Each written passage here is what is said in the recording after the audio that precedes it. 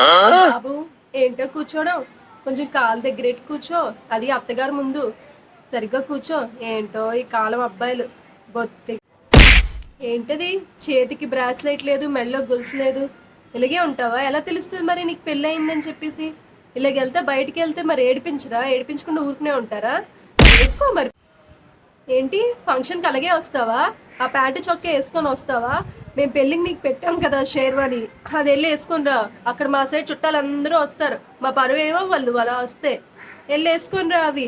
అలాగే ఆ చేతికి వాచ్ను, ఆ చేతికి బ్రాస్లెట్, ఆ చైన్ అన్నీ వేసుకొని రా. పద్ధతిగా ఉండాలి. అది కూడా నేర్పించలేదా మీ అమ్మాలు? పెళ్ళయి సంవత్సరం అవుతుంది, ఎప్పుడు చెప్తారు గుడ్ న్యూస్? బేగా చెప్పండి.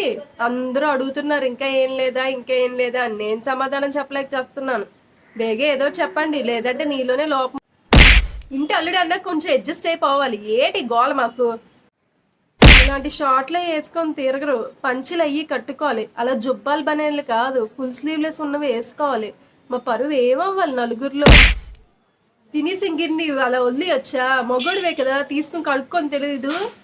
సింక్లో నట్టింట్లో కాలు అలా ఊపకూడదు బాబు. ఇప్పటికే ఉన్న దరిద్రాలు చాలు, ఇంకా దరిద్రం ఎందుకు? ఆ కాలే నట్టింట్లో కూర్చొని అలా ఊపకూడదు. కాలు ఊపుకో. మీ ఆయన స్లీవ్లెస్ వేసుకొని జిమ్ కార్డులకి వెళ్తున్నారు, అలా వెళ్ళొద్దని చెప్పు. బయట ఆడపిల్లలు అసలు మంచోళ్ళు కాదు. రోజుకో డబ్బా ఇంటికి వస్తుంది కదా, నా కూతురు సొమ్మంతా ఇలాగే ఖరాబ్ పెట్టేస్తున్నావా? అది కష్టపడి ఉద్యోగం చేస్తే నువ్వేమో ఆ మెడ అలా బోడిగా కనపడితే నాకు గొప్ప సిర. ఆడపిల్ల అన్నాక బోల్డ్ పనులు ఉంటాయి. బయటికి వెళ్తారు, ఫ్రెండ్స్ ఉంటారు, అటు ఇటు తిరుగుతారు, బోల్డ్ పనులు ఉంటాయి. అలాగే ఇంట్లో కూర్చొని ఉండలేరు కదా. మీరే కాస్త అడ్జస్ట్ అయ్యి బతకాలి వాళ్ళతో పాటు. వాళ్ళకి ఏమైనా కోపం వచ్చినా ఏం చేసినా మీరే అడ్జస్ట్ అవ్వాలి.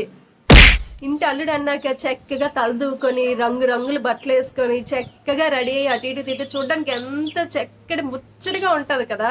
అలా తిరిగితే బాగుంటది ఇంట్లో. ఇంటల్లుడికి ఏంటి అంత నోరు అని చెప్పి వీధిలో అందరూ నవ్వుతారు. అంతంత అరుపులు అయ్యి అరకు, అలా అరకూడదు మగోడు. ఇది కూడా నేర్పించలేదా మీ అమ్మ? ఏమైనా అంటే చాలు పరిగెట్టి వెంటనే పుట్టింటికి వెళ్ళిపోతావు, ఏదో అక్కడ బంగారు గుడ్లు ఇక్కడ తెచ్చినట్టు. మీకంటూ సొంత ఇల్లు, సొంత పిల్లలు ఉండరు తెలుసా? అయితే మీ అత్తారు ఇల్లు అంటారు, లేకపోతే మీ అమ్మగారు ఇల్లు అంటారు. అయితే నీ పిల్లం పిల్లలు భరించలేక మీ అమ్మ నాన్న మాకు అంటగట్టినట్టు ఉన్నారు. భరించలేకపోయి చేస్తున్నాం.